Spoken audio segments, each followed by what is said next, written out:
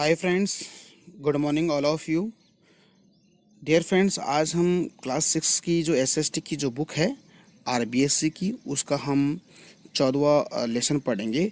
और जो 14वां लेसन है उसका नाम है स्थानीय स्वशासन ग्रामीण और शहरी। जो स्थानीय जो स्वशासन होता है, ठीक है, उसके अंदर हम ग्रामीण यानी कि जो ग्राम स्तर पर जो शासन होता है उसकी हम चर्चा करेंगे, और जो शहरी स्तर पर जो शासन है व्यवस्था उसकी हम चर्चा करेंगे। क्योंकि आपको पता है कि शासन व्यवस्था को हम यानी कि जो देश की शासन व्यवस्था को उसको 3 भागों में डिवाइड करके हम पढ़ते हैं। एक हमारी सेंट्रल गवर्नमेंट के स्तर पर, एक स्टेट गवर्नमेंट के, और हमारी जो स्थानीय स्वशासन स्तर पर है। इस स्थानीय स्वशासन को भी 2 भागों में डिवाइड करके हम पढ़ेंगे, ग्रामीण स्तर पर और नगरीय निकाय। उसमें ग्राम पंचायत जो जिला परिषद, और जो आपकी जो तहसील स्तर है, यानी कि जो 3 स्तर होते हैं उसके, यानी कि एक ग्राम पंचायत, एक पंचायत समिति और जिला परिषद है, उसके बारे में पढ़ेंगे। साथ ही हम जो नगरीय निकाय है उसके अंदर हम पढ़ेंगे, जैसे नगर पालिका, नगर निगम और नगर परिषद, इनके बारे में हम चर्चा करेंगे दोस्तों। तो स्टूडेंट जुड़े रहेगा, और टीके स्टडी क्लासेस चैनल है उसको आप लगातार शेयर सब्सक्राइब भी करते रहेगा, ठीक है। देखिएगा, स्टार्ट करते हैं। देखिएगा, कार्यों को करने के लिए स्थानीय स्तर पर वहाँ के लोगों की भागीदारी से योजना बनाकर क्रियान्वयन करना ही स्थानीय स्वशासन कहलाता है, ठीक है। देखिएगा, कार्यों को करने के लिए, आपको पता है, कार्य को करने के लिए जो स्थानीय स्तर पर जो स्थानीय स्तर के जो लोग होते हैं उनकी भागीदारी से जो योजना बनाकर जो उस कार्य को किया जाता है, तो उसको स्थानीय स्वशासन कह सकते हैं, ठीक है। देखिए, आपको पता है कि जो आपने पढ़ा होगा इंडियन कॉन्स्टिट्यूशन का जो 73 और एक 74वां जो इंडियन कॉन्स्टिट्यूशन अमेंडमेंट हुआ है, यानी कि हम कह सकते हैं कि 73वें संविधान संशोधन और 74वें संविधान संशोधन, ये हमारे जो 73वां संविधान संशोधन है वो पंचायती राज व्यवस्था से रिलेटेड है, और 74वां संविधान संशोधन वो नगरीय स्वशासन से रिलेटेड है, ठीक है। तो याद रखिएगा, ये बहुत इंपॉर्टेंट है दोस्तों, ठीक है। तो इंडियन कॉन्स्टिट्यूशन के अंदर आपको पता है कि जो 73वां जो इंडियन कॉन्स्टिट्यूशन अमेंडमेंट हुआ है ना, तो उसको जो कॉन्स्टिट्यूशन अमेंडमेंट वह पंचायती राज व्यवस्था से रिलेटेड है। और 74वां जो इंडियन जो आपको पता है इंडियन जो संविधान यानी कि कॉन्स्टिट्यूशन अमेंडमेंट हुआ है वो नगरीय स्वशासन से। हम यह कह सकते हैं कि जो पंचायत स्तर के जो 3 स्तर होते हैं, ग्राम पंचायत, पंचायत समिति और जिला परिषद है, इनका जो है वो 73वां संविधान संशोधन, नगर निगम, नगर पालिका, नगर परिषद वो आपका 74वां संविधान संशोधन है, ठीक है। तो सबसे पहले हम बात करते हैं पंचायती राज व्यवस्था, जो ग्रामीण और जो शासन व्यवस्था है, ग्रामीण स्वशासन व्यवस्था, उसके बारे में हम बात करेंगे। देखिएगा, ये आपका देखिएगा टॉपिक है आपका पंचायती राज व्यवस्था ग्रामीण स्वशासन। देखिए, गांवों के स्तर पर मौजूद स्थानीय शासन को पंचायती राज के नाम से जाना जाता है। तो आपको अगर पूछे कोई कि बताइए कि जो ग्रामीण स्तर पर है, जो स्थानीय जो शासन होता है उसको किस नाम से हम जानते हैं, तो आपको बताना पंचायती राज के नाम से इसको हम जानते हैं दोस्तों, ठीक है। स्वतंत्रता के बाद होता क्या है कि भारत के जो प्रथम जो प्रधानमंत्री थे, आपको पता है कि पंडित जवाहरलाल नेहरू जी ने त्रिस्तरीय पंचायत राज व्यवस्था का आरंभ 2 अक्टूबर 1959 को नागौर यानी कि नागौर जिला है, राजस्थान राज्य के अंदर नागौर जिला, उसके अंदर लागू किया गया। अगर हम प्रॉपर तरीके से गांव की बात करें तो बगदरी गांव से यहाँ पर पंचायती राज व्यवस्था लागू हुई है। तो आपको याद रखना है कि स्वतंत्रता के बाद भारत के प्रथम प्रधानमंत्री जो आपके पंडित जवाहरलाल नेहरू के द्वारा जो पंचायती राज व्यवस्था लागू की गई है दोस्तों, और वो 2 अक्टूबर 1959 ईस्वी को नागौर जिले के बगदरी गांव से प्रारंभ किए गए। तो ये आपको फैक्ट याद रखना है। देखिएगा, आगे बात करते हैं कि ग्रामीण स्वशासन के 3 स्तर होते हैं। तो याद रखिएगा, ग्रामीण स्वशासन के 3 स्तर होते हैं, और नगरीय निकाय के भी 3 स्तर होते हैं। ग्रामीण स्तर के जो 3 स्तर कौन कौन से होते हैं, एक आपकी पता है ग्राम पंचायत जो गांव स्तर पर होती है, एक होती है पंचायत समिति, आपको ये विकास खंड स्तर पर होती है, एक होता है जिला परिषद जिनको जिला स्तर पर हम कह सकते हैं। तो ये 3 स्तर होते हैं स्थानीय स्वशासन के, यानी कि शासन के 3 स्तर होते हैं, एक ग्राम पंचायत, पंचायत समिति और जिला परिषद, ठीक है। ग्राम पंचायत हो गांव स्तर पर, पंचायत समिति हो विकास खंड स्तर पर, और जिला परिषद होती है जिला स्तर पर होती है, ठीक है। तो इन सभी के बारे में डिटेल से पढ़ने वाले हैं दोस्तों। तो दोस्तों आप जुड़े रहेगा, और टीके स्टडी क्लासेस चैनल है उसको आप लाइक शेयर सब्सक्राइब भी करते रहेगा, ठीक है। तो ग्राम पंचायत की बात करते हैं। देखिएगा, पहले है देखिएगा ग्राम पंचायत जो गांव स्तर पर, उसकी हम चर्चा कर लेते हैं। सबसे पहले ग्राम पंचायत के अंदर जो वार्ड सभा होती है दोस्तों, उस वार्ड सभा की हम बात कर लेते हैं। क्या होती है वार्ड सभा, देखिएगा क्या होती है, इसको समझिएगा। देखिए दोस्तों, वार्ड सभा क्या होती है कि वार्ड सभा ग्राम पंचायत की सबसे छोटी इकाई होती है, यानी कि ग्राम पंचायत की जो सबसे छोटी इकाई होती है वो वार्ड सभा होती है। ठीक है, एक ग्राम पंचायत में जितने वार्ड पंचों की संख्या निर्धारित होती है, उस ग्राम पंचायत क्षेत्र को उतने ही भागों में बांटा जाता है। यानी कि जो वार्ड पंचों की जितनी संख्या होती है दोस्तों, उस वार्ड पंचों की अगर संख्या जितनी, चाहे 100 हो, चाहे 50 हो, चाहे 10 हो, चाहे कैसी भी हो दोस्तों, ठीक है, लेकिन इसका भी लिमिट होता है दोस्तों। ठीक है, तो जैसे 10 हो तो 10 वार्ड है, तो हमारी जो ग्राम पंचायत उसको 10 वार्डों में उसको बांटा गया है। तो इसको याद रखें, जितने वार्ड पंच होते हैं उतनी ही वार्ड सभा होती है, यानी कि वार्डों की संख्या होती है, यानी कि ठीक है। देखिएगा, उस वार्ड के समस्त वयस्क महिला पुरुष मतदाता अपना एक प्रतिनिधि चुनते हैं, जिसको हम क्या कह सकते हैं, वार्ड पंच कहते हैं। तो दोस्तों आपको पता है कि वार्ड पंच का जो चुनाव होता है प्रत्यक्ष रूप से होता है दोस्तों, लेकिन देखो वार्ड पंच का प्रत्यक्ष रूप से चुनाव होता है ना, और सरपंच का, और लेकिन आपका जो उप सरपंच उसका अप्रत्यक्ष रूप से क्या करते हैं, उसका चुनाव होता है। ठीक है, तो देखिएगा, वार्ड उस वार्ड के समस्त वयस्क महिला पुरुष मतदाता अपना एक प्रतिनिधि चुनते हैं, जो उस वार्ड का वार्ड पंच कहलाता है। प्रत्येक वार्ड के मतदाताओं की सभा को वार्ड सभा हम कह सकते हैं। वार्ड सभा की अध्यक्षता कौन करता है, वार्ड पंच के द्वारा की जाती है दोस्तों।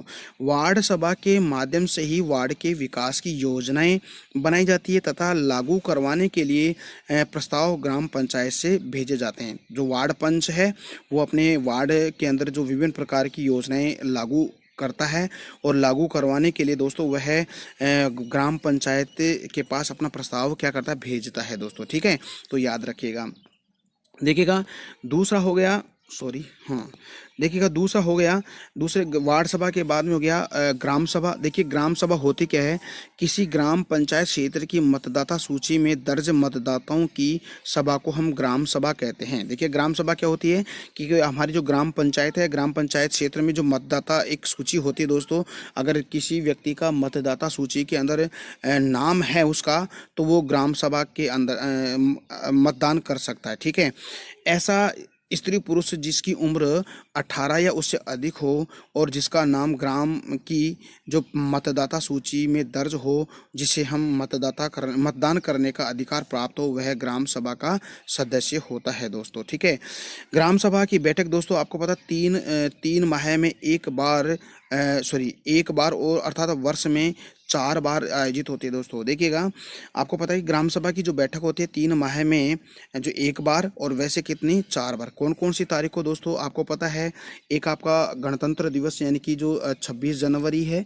ठीक है, एक आपकी है दोस्तों 15 अगस्त। ठीक है, ये आपका स्वतंत्रता दिवस पे है दोस्तों। एक आपकी है मजदूर दिवस पे 1 मई। ठीक है, और 2 अक्टूबर यानी कि गांधी जयंती पर। तो ये कहने का मतलब है, ये इसके कितने हो गए, 4, जो वर्ष में 4, जो क्या हो गया, इसकी 4 बैठक होती है दोस्तों। वैसे 3 माह में एक और वर्ष में 4 बार, 26 जनवरी को, 15 अगस्त को, 1 मई को और 2 अक्टूबर को। क्योंकि 26 जनवरी को गणतंत्र दिवस मनाते हैं, 15 अगस्त को हम स्वतंत्रता दिवस मनाते हैं, और 1 मई को हम मजदूर दिवस मनाते हैं, और 2 अक्टूबर गांधी जयंती मनाते हैं। तो इसीलिए हम कह सकते हैं कि जो ग्राम सभा की जो बैठक है वो माह में प्रत्येक 3 माह में एक बार और वर्ष में 4 बार होती है दोस्तों। ठीक है, देखिएगा, ग्राम पंचायत की हम बात करते हैं। इसके बाद में तीसरा टॉपिक है इसका ग्राम पंचायत। देखिए दोस्तों, ग्राम पंचायत होती क्या है। अब देखिए ग्राम पंचायत के बारे में देखें तो ग्राम पंचायत का जो मुखिया होता है दोस्तों वो सरपंच होता है, आपको पता है। ठीक है, तथा उस ग्राम पंचायत क्षेत्र के सभी वार्ड पंच उस ग्राम पंचायत के सदस्य होते हैं दोस्तों। ठीक है, सरपंच का चुनाव दोस्तों ग्राम पंचायत के मतदाताओं द्वारा प्रत्यक्ष मतदान से किया जाता है। देखिए प्रत्यक्ष और अप्रत्यक्ष क्या होता है। ठीक है, यानी कि ऐसे व्यक्ति, यानी कि ऐसे मतदाता जो अपना प्रतिनिधि खुद मतदान करके उसका चुनाव करते हैं, उसको प्रत्यक्ष मतदान कहते हैं। और अप्रत्यक्ष होता है कि मतदाताओं के द्वारा चुने हुए जो प्रतिनिधि है वो अगर किसी प्रतिनिधि को अगर चुनते हैं तो उसको हम कह सकते हैं अप्रत्यक्ष। जैसे सरपंच का चुनाव प्रत्यक्ष रूप से होता है, लेकिन जो उप सरपंच होता है उसका चुनाव अप्रत्यक्ष रूप से होता है। ठीक है, तो ऐसे याद रखिएगा। सभी वार्ड पंच अपने में से किसी एक वार्ड पंच को उप सरपंच चुन लेते हैं, जिसको प्रत्यक्ष रूप से इसका चुनाव होता है दोस्तों। ठीक है, याद रखिएगा, बहुत इंपॉर्टेंट है। ओके, ग्राम पंचायत की बैठक माह में 2 बार होती है, आपको पता है। ग्राम पंचायत की जो बैठक होती है जो वर्ष में बैठक माह में 2 बार होती है, आयोजित होती है। ग्राम पंचायत के कार्यों की क्रियान्विति के लिए ग्राम पंचायत में सरकारी कर्मचारी होते हैं, जिनमें से एक ग्राम सेवक पदेन सचिव होता है दोस्तों। तो ग्राम सेवक होता है दोस्तों। अब देखिए दोस्तों, ग्राम सचिवालय की बात अगर करें तो इसका 4th टॉपिक है। ग्राम सचिवालय व्यवस्था के अंतर्गत प्रत्येक माह की 5, 12, 20, 27 5, 12, 20, 27 से जो तारीख होती है को ग्राम पंचायत स्तरीय कर्मचारी, ग्राम सेवक, पटवारी, कृषि पर्यवेक्षक, एएमएम, एएनएम, हेड हेड मिस्त्री होता है दोस्तों, हैंडपंप मिस्त्री होता है आदि दिन भर ग्राम पंचायत मुख्यालय पर उपस्थित रहेंगे। तो याद रखिएगा दोस्तों, ये जो इम्पोर्टेंट जो तारीख है दोस्तों महीने की, देखिएगा 5 तारीख है, 12 तारीख है, 20 और 27 तारीख को हमारे जो ग्राम पंचायत है उसके अंदर दोस्तों वहाँ का जो ग्राम सेवक होता है, पटवारी होता है, कृषि पर्यवेक्षक होता है, एएनएम होता है, हेडपंप मिस्त्री होता है, ये सारे के सारे वहाँ पर उपस्थित रहते हैं इस तारीख को। ठीक है, तो ये याद रखिएगा।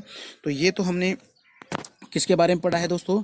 ये तो हमने जो हमारी ग्राम पंचायत ग्राम पंचायत के बारे में हमने पढ़ा है।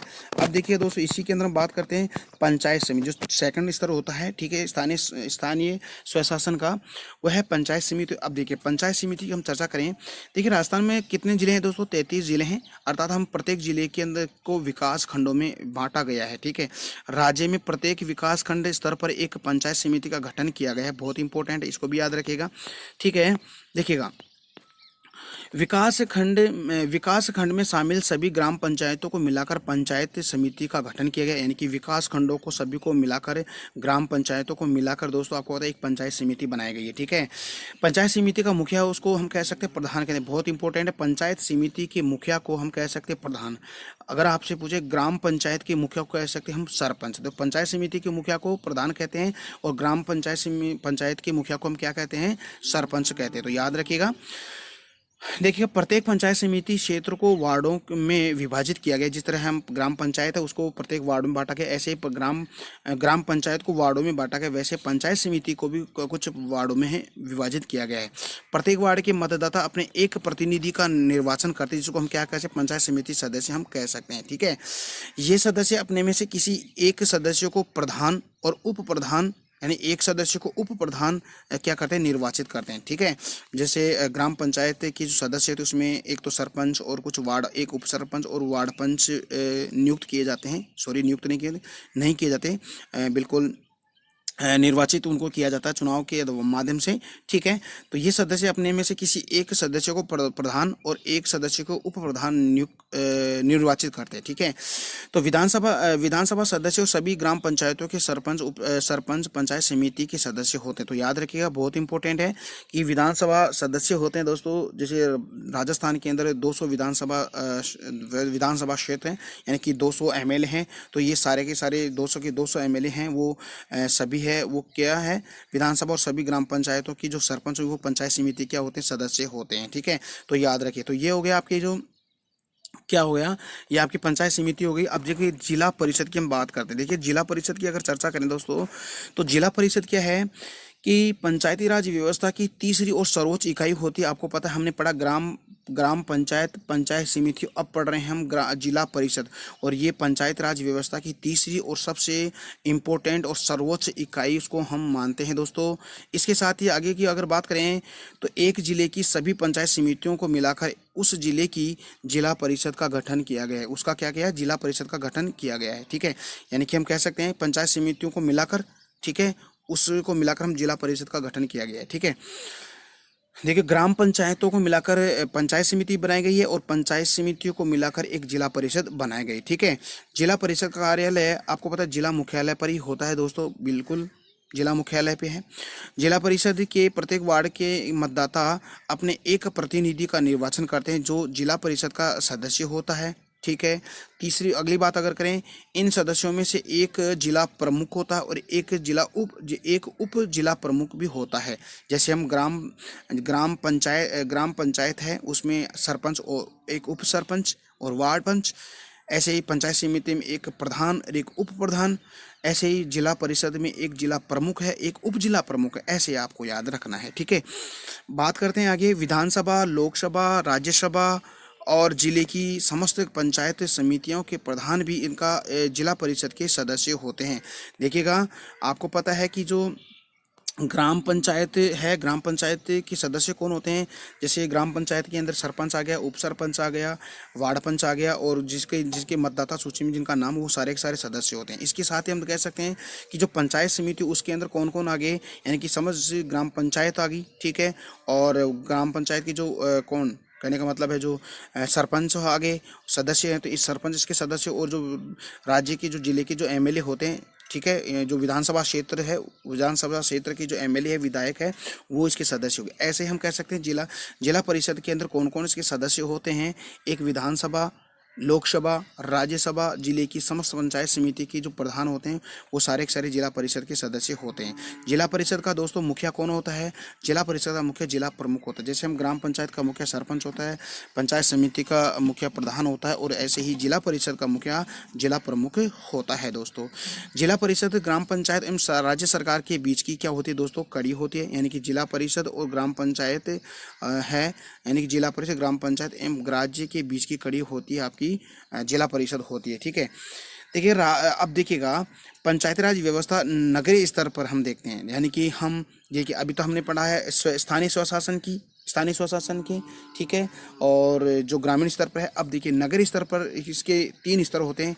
अब देखिएगा, वो भी जनसंख्या आधार पर उनको भी डिवाइड करके हम पढ़ते हैं। देखिएगा, देखिए दोस्तों, पंचायत राज व्यवस्था है, नगरीय स्वशासन की व्यवस्था करें बात करें तो नगरीय स्वशासन के 3 स्तर होते हैं दोस्तों।